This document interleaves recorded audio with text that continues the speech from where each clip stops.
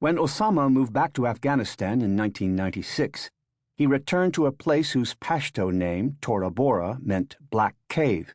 He had first got to know it at the height of the Afghan Jihad.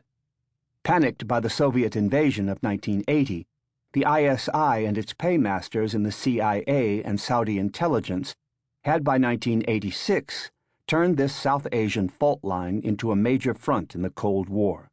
That year, the ISI spotted the potential for Tora Bora, an impenetrable honeycombed eyrie, to become a staging post from which to arm the Afghan-bound Mujahideen, and it employed Osama to build a route up from the Jalalabad side to 15,000 feet, using equipment, engineers, and know-how borrowed from his father's construction empire in Saudi Arabia.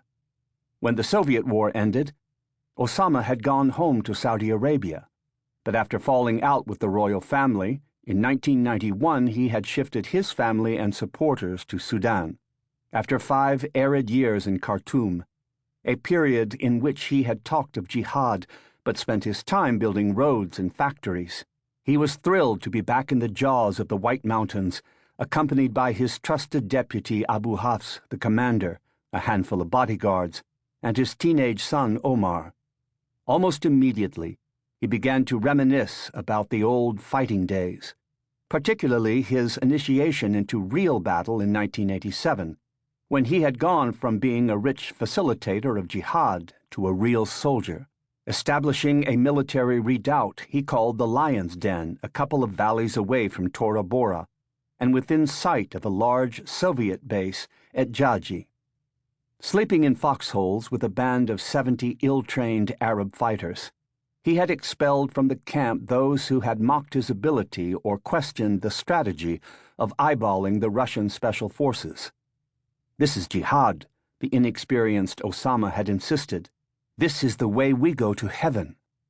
When the Soviets attacked, it had seemed implausible that the Arabs could win. But at the peak of battle, and with 9 of Osama's men facing down 70 Spetsnaz troops, the Red Army unexpectedly pulled back, handing Osama an unlikely Genesis story that helped him launch al-Qaeda the following year.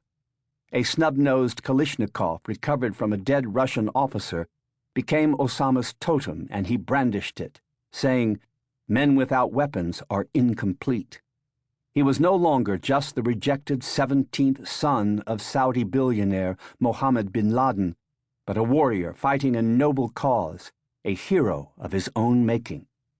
Now, in 1996, according to Omar, who was at his side, Osama quickly built himself up into a fury about Saudi Arabia and the West. He spent his evenings ranting on a dictaphone about the wars he intended to launch. Separated from his family and his closest advisers, who remained in Sudan, vanity hardened into unrelenting solipsism as he began to dream about a new battle for the heart of Islam. Believing that dreams were messages from God, he became transfixed by the idea of inciting war against another superpower, America.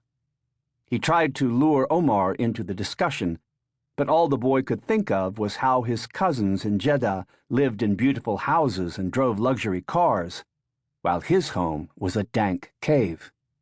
My father did not mind the trying conditions, but seemed exhilarated by them, as if his previous risky exploits as a warrior in Afghanistan had created a lifelong need for stimulation, Omar recalled.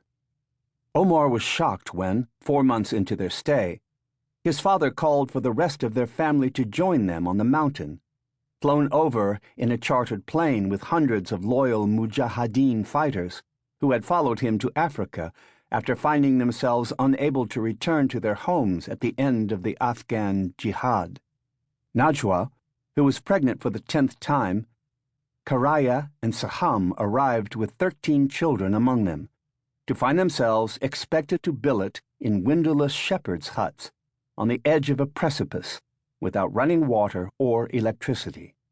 As Mujahideen veterans converged on Tora Bora, Omar comparing them to worker bees looking for their king, Osama ignored his wife's concerns that the nearest